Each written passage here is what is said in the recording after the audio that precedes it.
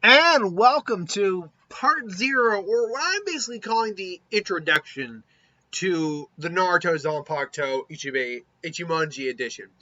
Now, the reason that I decided to do this prior to Wednesday's actual first part of this What If is because I realized there was going to be a lot of questions I was going to have to answer in the beginning of the What If about why we're doing it, why we're doing certain things this way, explain to people who aren't very well versed in Bleach what a Zanpakuto is, so forth and so on. So I honestly figured it would actually make more sense to do a video about this because it is going to take probably 5 to 10 minutes to explain. So I figured what I'd do is just answer all the basic questions that I feel would be brought up on the subject. So let's just get into it. First and foremost, what is a Zanpakuto? Well, a Zanpakuto obviously stands for the anime manga Bleach. Now, if you're not a fan of the Bleach or even aware of it, I'm curious. I was about to say, I'm curious why you're clicking on the What If video to begin with, but I do realize that people like Naruto and still something. But anyway, it is a spiritual weapon that is basically forged from your soul to some degree. Basically, you get a blank slate sword, and as you continue to live your life, be a soul reaper, you impart your own energy, your spiritual awareness, and basically part of your soul into the blade, and a new spirit is formed from that blade. A perfect example of this would be, let's use Renji Abarai. Renji Abarai, his sword is called Zabimaru. Its spirit is that of a baboon snake chimera thing. A Zanpakuto is its own being, but it is also you. You and the sword are the same thing. You are two halves of the same whole, basically. Now, it does have its own energy output, though. It does have its own. It has special abilities. Its base abilities are known as the Shikai, and the Bankai is the full realization of the sword's abilities. So that's first and foremost the first thing we should get out of the way. The second thing, though, is tied into that. Seeing as this is Zanpakutos in the Naruto universe, they do have to be altered to some degree to work. Because here's the thing, and I know I'm going to get someone asking me about this. Like, well, each individual Zanpakuto belongs to just its owner. Yes, an owner can die, and the Zanpakuto could be passed on, but by that admission, the Zanpakuto, the actual spirit of the Zanpakuto, would die alongside the user. You can't normally use the Zanpakuto of someone else. But for the sake of a Naruto What If, where we're going to be looking at all the Zanpakutos and what it would be like if Naruto had all of them, we have to make some exceptions. So A, yes, obviously the Zanpakuto are going to exist in this physical world in these What Ifs. B, yes, Naruto isn't going to be the one who manifests them from his soul. He's going to have to inherit it in some way, shape, or form. So I've already worked out the kinks about how that's going to work, though. So don't worry about that. That will be explained in part one of the actual part one. But it also now brings the other question: am I going to cheapen things by giving Naruto Shikai right off the bat or Bankai right off the bat? Bankai, hell no. Shikai is all going to be dependent on which Zanpakuto we're talking about, because some of them are they're all so drastic. Well, some are similar to others in terms of what they can do, because all Zanpakuto fall into categories, which be Kido, which means energy, spell type casting effects, Elemental, which means exactly what that means, uses an element of some kind, or Melee, which is basically physical combat with maybe some minor sub ability along with that. But yeah, there are some Zanpakuto whose spirit and personality fit Naruto better than others. So I would not be surprised if I end up finding a Zanpakuto when we go through the list of, and we'll talk about that in a minute, that would fit with Naruto a lot more effectively, that Naruto could access Shikai a lot quicker. I'm not saying he would gain Shikai instantly, but I'm saying it's easier for Naruto to achieve the full capability of the Zanpakuto, of some Zanpakutos than other Zanpakutos, just based on what the Zanpakuto does, what its personality is like, so forth and so on. Which now brings us into the Zanpakutos and how I'm deciding this. Now, first and foremost, I am not, with the Naruto Zanpakuto, I'm actually not going to be giving him his own personal Zanpakuto.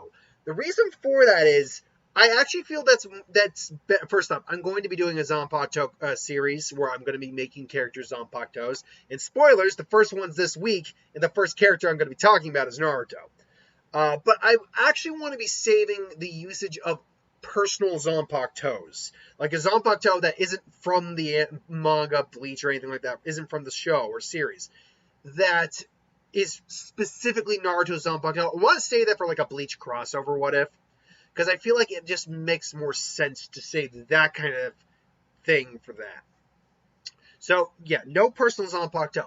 But then, how many of the Zanpakuto are we going to go through? How am I choosing them? Well, the choosing part, that was actually easy to say. I'm going to be using the poll system.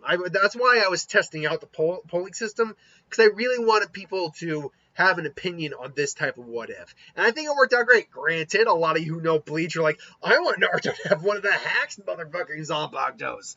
So, yeah. And yes, I'll explain what Ichimonji does. I'll explain it later in this video, though I'll explain it again briefly probably in part 1. Yeah, we'll be using the polling system. Now, that said, what about Zanpakuto that we don't know all the abilities of? Like Zanpakuto, for instance, we don't know the Bangkai of. For example, Isane's Ichimonji. Or no, Ichigumo, sorry. Ichigumo. I'm trying to think, Hanatero's, I'm blanking on his name, but the little scalpel one, the healing one. Basically, Zanpakuto loves, for example. Zanpakuto at least is. Zanpakuto that we know at least the Shikai's name and possible appearance, and maybe its first ability, Momo, but we don't know its full power. Or, even further, we know at least the name of the Zanpakuto, and what it means, but we just don't know the ability. Or even further, a Zanpakuto, what it looks like, but we don't know the actual ability of, nor of any kind, or even the name, like freaking Tetsuzaimons. With those, I am actually going to be leaning more on my Zanpakuto theory series. I might adjust it based on furthering opinions and theories that I've had since then, but I'm going to be leaning more heavily on the Zanpakuto theory series I did. So if you want some ideas of where Naruto what ifs could go with those, check that series out. It's got a playlist. But yeah, so if for instance, let's say he gets whenever we get around, because we'll get through them all. Trust me, we'll get through them all. Let's say he gets, I'm trying to remember the name, and Tengumaru. Let's say he loves Tengumaru, which we don't know the actual Bankai of. We know the Shikai and a base idea of what it does, but we don't know the Bankai. I would be going with the theorized Bankai that I gave him in that theory video. Now, that being said, we do have a new chapter Bleach coming out after all these years, done by Taito Kubo himself for the the celebration. So, and my theory is we are going to see a bit more information, at least someone's Zanpakuto. We don't know when that's taking place, this chapter. I like to theorize it might be partly doing like the captain exams and stuff like that, of how the 3 or 4 new captains came to prominence or got their positions. So, because you have to display Shikai and Bankai. The academy, you have to take an exam. So, I would like to think we might be able to see that. Maybe.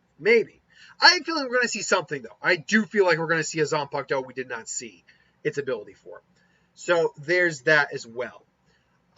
So, I'm just trying to think if there's anything else. Before I talk about Ichimonji, the Zanpakuto we'll be doing for the first what if, I'm just trying to think if there's anything else I wanted to address.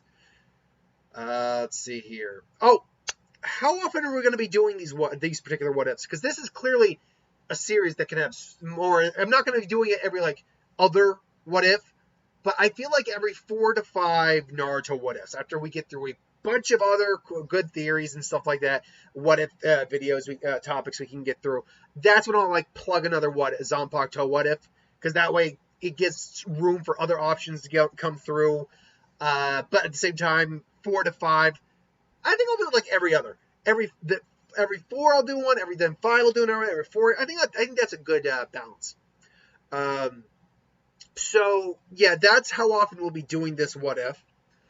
I know. Am I going to depower any Zanpakuto? No, because that is kind of the point. It's like, what if we had this Zanpakuto? If I'm depowering him, that's kind of defeats the point of Naruto having this Zanpakuto, now doesn't it? I might make some minor adjustments here or there. Yamamoto's Bankai might be one of the few I'd make an argument for. One other thing. Even though I did say it'll be a poll choice, I will not be adding the Squad Zero into the polls again, just because Nimpaka, Kendra's, the other Squad Zero member, Zanpakuto, that we actually saw, he, I don't know, there's something about that Zanpakuto I just don't want to do a what if for, at least not at this time. I think what I'll do is I'll keep it out of the option pool for the next round of choices after we get through this one. Yeah, I don't know. I think that's the one. Besides that, and Tessa Zyamons. I'm not going to do Tessa Zyamons because we just have no knowledge on it whatsoever. Like, besides the appearance, we got nothing on it right now. Maybe that'll change with the chapter coming up, but we got nothing on it right now. So those are the only two that I think I'm just not going to do a what if for. Again, unless some more information is provided.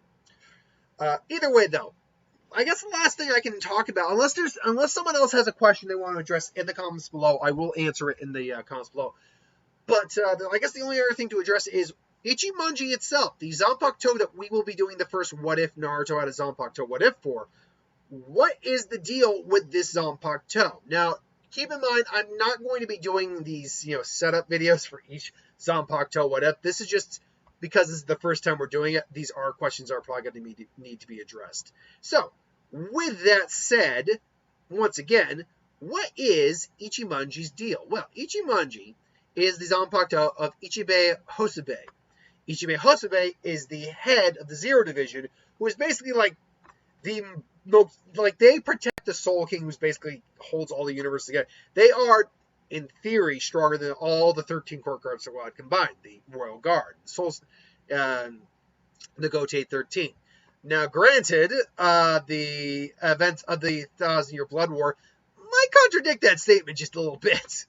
But that said, yes, and he is the leader of them. Therefore, de facto, he is the strongest member of them.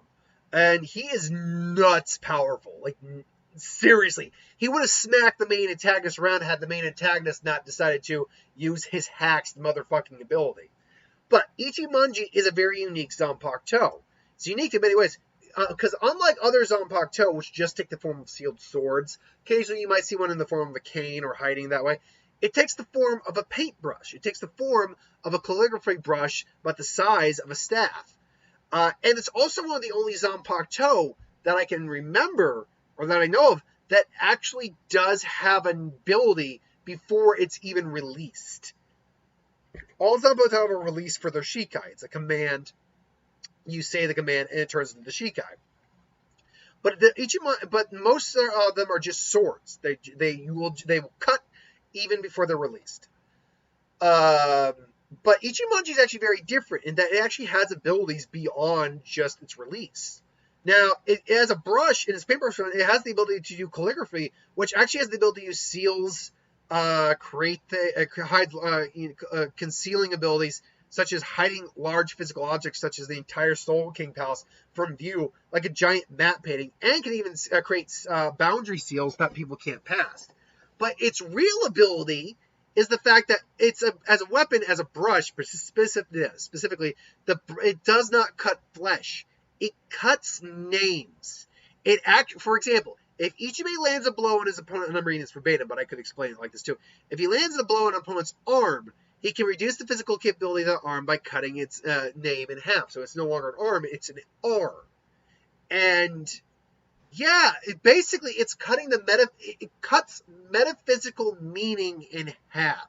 Whatever the meaning of something, the name of something gives, he cuts the meaning of that in half, which cuts the power of that in half. Now, I would assume multiple cuts would mean you'd still be cutting in half fraction by fraction. If he hits a sword, or let's say if he hits two, just for let's say an even letter word, if he hits two swords, those swords are no longer swords; they are suo. they are SWO. They're SWO, and half their strength is just gone. If you hit, say, my name is Brent, obviously. I would, and the way they explain it here, you're kind of the majority is left, so I'd be Bre, I'd be Bree, I'd be Bree actually, or Bre. Um, yeah, in the case if Ichibe got hit with his own blade, he would just be itch, and half his power would be gone. And that's not even getting into the transformed part of the blade, which is what you actually see in the picture here, which is basically this glaive, it's a somewhat short glaive, kind of spear, kind of a, not a Nagata, I think it's called. And basically, its special ability is it releases ink. Anything that the ink covers loses its name, and thus its powers. It's the power over black. Every time Ichibe releases Ichimonji, all the color black from all beings dead or alive becomes his power. It is literally the power to just erase all your abilities. You lose the name, period. Doesn't matter if you try to wash the ink off or not. At least as far as I can tell. The power of some Ichimonji can be stolen, but cannot be used by the assailant against Ichibe because he controls all the color black in the universe with this blade. As such, is simply restored to him, proven when the villain tried to use an attack that did that and failed. It also has an ability known as Futen Tasat Suryo, Slaughterhouse Mausoleum of Halted Reincarnation. Lovely. Ichibe brings forth a massive amount of blackness from his surroundings and fills a cup with it before drinking the cup. After chanting incantation, Ichibe creates a large mausoleum with a fence in front of the shattered gravestones out of blackness. The technique takes away all the darkness in his opponent, including flesh, blood, and bones, until nothing is left. The destruction is so absolute they can never be reincarnated. Essentially, it's like Fierce Sakai. It's complete and utter annihilation of who you are. And then there is this Bangkai, or what was called an evolved Zanpakuto at the time, called Shin Uchi Shirafude Ichimonji, or White Brush Straight Line. Basically, this can really only be used after someone's lost their name with his ink, but then he can assign a new name for them. And it can mean anything. You could be God, and he could turn you into a god, basically. Or he could turn a god into an ant, and he has all the power of an ant. So, yes. Ichimonji is actually a pre-hack Zanpakuto. And speaking of that, Ichibe himself is a pretty hacks dude, but that is something I realized I wanted to address. Now, Naruto will not be taking on any of the abilities of anyone of any of the owners of Zanpakuto. So he's not going to be using any Kido. He's not going to be using the God knows how much of abilities Ichibe himself has.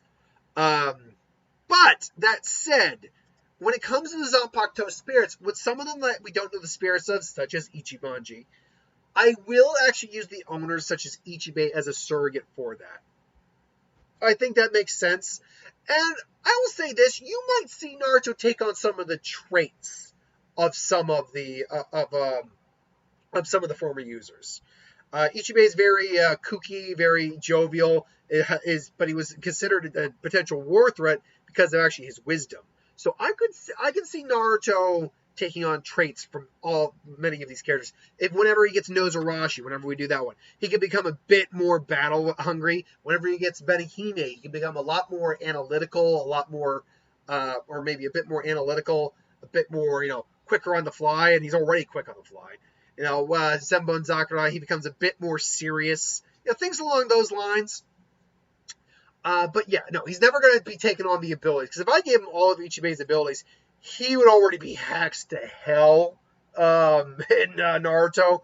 Because if Ichibe came into Naruto, he would bitch slap close to the entire cast, if not the entire cast. In fact, you know what? I'm going to say it right now.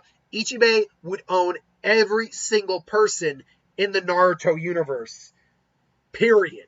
And we're talking about Otsutsuki's too, like Kaguya, like Jigen, who from Boruto. Yes, I'm aware of who that guy is.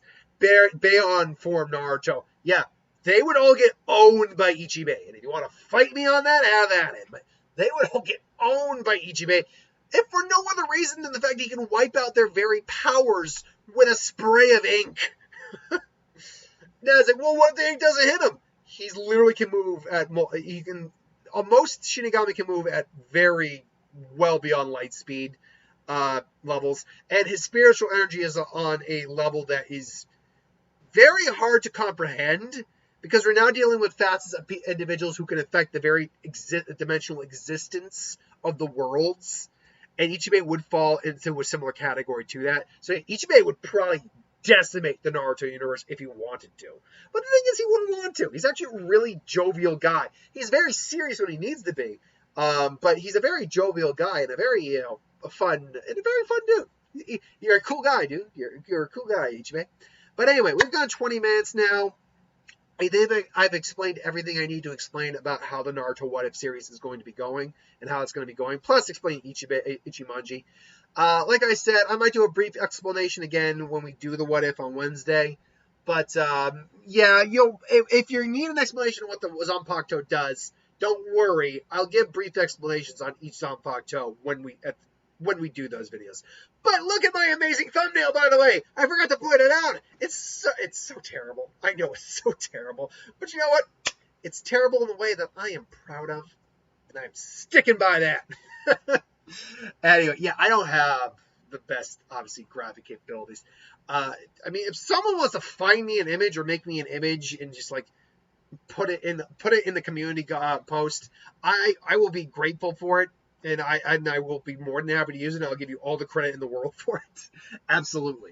But until then, that's what we're working with for right now. I mean, it was one of two things. I either had to put Naruto's head on Ichibei's body, which is what I did, but it was much more difficult because if you can see here, I had to Ichibei has a very bushy beard. What you're seeing there is actually beard. But Ichibei is actually he's very difficult to do that because he's got such a very bushy beard. So I turned that into like kind of the Shinigami, Shihakusho a little bit terribly, I know. But the other option was I could have cut and pasted Ichimonji into a picture of Naruto with Naruto holding it, and I don't know. That would have been a bit difficult just given the nature of how that thing looks. But I guess I could have. I don't know. I don't know. Let me know let me know in the comments if you would like me, if you don't like this enough, if you'd like me to try to do that instead. Because the more I look at it, I'm more like, maybe I should have gone the other route. But it is what it is. Until then, thanks for watching. Hope you enjoyed. Like, comment, share, subscribe. As always, you want us to review something, put in the comments below. We'll do a review at some point. Hit that bell if you want to be notified. I'll see you folks later.